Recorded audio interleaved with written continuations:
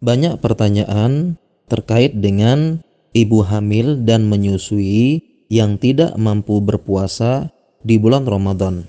Apakah mereka mengkodok puasa atau membayar fidyah atau mengkodok sekaligus membayar fidyah? Ada beberapa pendapat ulama terkait dengan hal ini. Adapun kami memilih pendapat ulama sebagai berikut. Yang pertama, ibu hamil dan menyusui jika mampu berpuasa sebaiknya berpuasa.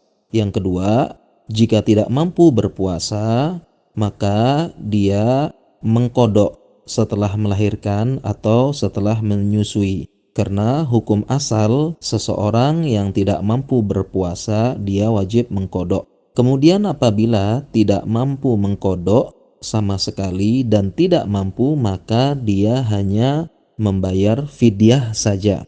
Contoh kasusnya, ketika ada seorang ibu hamil, dia tidak berpuasa hampir sebulan. Mungkin karena mual muntah hebat atau morning sickness.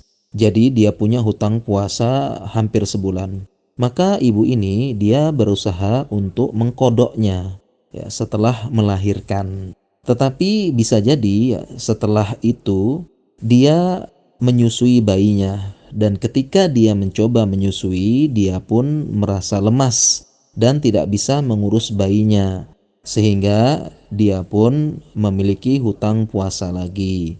Dan ketika dia mencoba mengkodok ternyata tidak mampu ya, sehingga dia mempunyai hutang yang sangat banyak dari puasa tersebut. Bisa kita bayangkan contoh kasus dari ibu ini.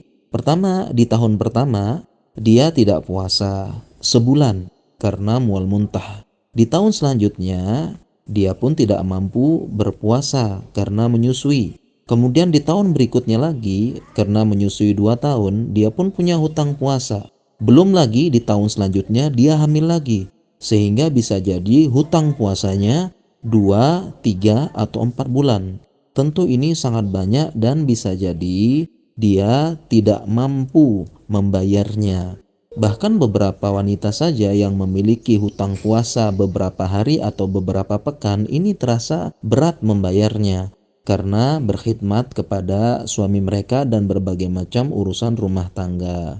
Jadi urutannya seperti demikian.